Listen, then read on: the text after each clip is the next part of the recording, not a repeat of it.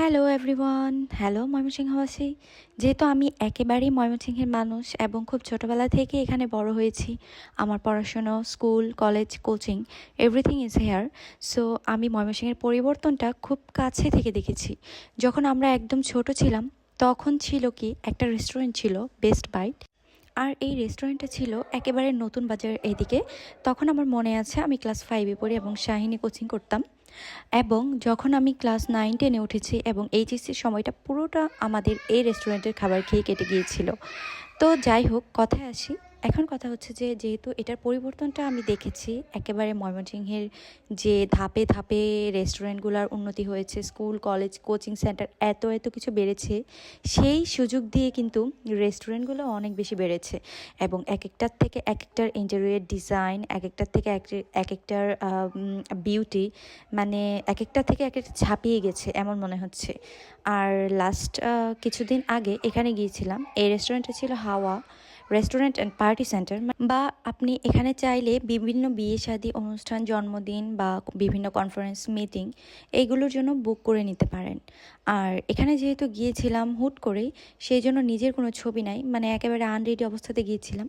But যাওয়ার পরে তাদের আসলে ওয়েদারটা তাদের এত বেশি ভালো ছিল, খুব ওয়ার্মিং ছিল তারা। আর হচ্ছে এখানকার প্রত্যেকটা স্টাফদের বিহেভিয়ারে আসলে অভিভূত হওয়ার মতো। বাচ্চারা একটু দৌড়াদৌড়ি করবে, ছুটোছুটি করবে, এটাই ন্যাচারাল। বাট অনেক ক্ষেত্রে হয় কি, অনেক স্টাফরা বা অনেক রেস্টুরেন্টের লোকজন এটাকে খুব বিরক্তি ফিল করে, বাট এখানকার লোকগুলা খুব বেশি ভালো ছিল। আর প্রথমবার যেহেতু হাওয়ায় গিয়েছিলাম, তাই তাদের কোন খাবারটা ভালো কোন খাবারটা ভালো না সেই জিনিসটা জানি না। আর আমার কাছে মনে হয় নিজের টাকা খরচ করে খাবো তো ভালো খাবারটাই কেন খাবো না। তো যাই হোক, তাদের কাছে জিজ্ঞাসা করেছিলাম যে আপনাদের এখানে নান রুটির আইটেমগুলো কেমন হয়। তো তারা বলেছে নান রুটির সাথে যে কাবাবগুলো হয় সেগুলো খুবই ভালো হয়। তো তাদের উপর আস্থা ভরসা রেখে আমরা তান্দুরি চিকেন আর রেশমি কাবাব অর্ডার করেছিলাম। মূলত রেশমি কাবাবটা অর্ডার করেছিলাম বাচ্চার জন্য, এটা একটু টেস্টটা একটু সুইট হবে তাই ও খেতে পারবে।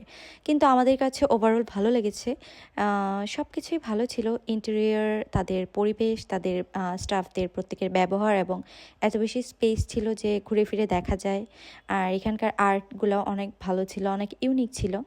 তো আমার কাছে ওভারঅল মিলিয়ে সব কিছুই ভালো লেগেছে। আর লোকেশনটা ভেরি ইজি, এটা একেবারে বাইপাস থেকে মাসকান্দার দিকে যে রোডটা চলে গিয়েছে, মেইন রোড, এটার ওপরেই। সো যাতায়াত ব্যবস্থাও অনেক ভালো, তাই যে কোনো মুহূর্তেই যাওয়া যায়, রাত দিন মিলিয়ে।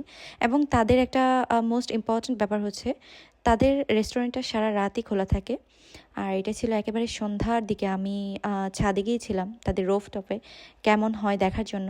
তো তাদের ছাদের এই যে একটা আগের ঐতিহ্য, ভিনটেজ একটা ভাইব, তো এটাও আমার কাছে অনেক ভালো লেগেছে। তারা মাটির অনেক জিনিস দিয়ে ডিজাইনগুলো করার চেষ্টা করেছে এবং বেতের জিনিস দিয়ে করেছে।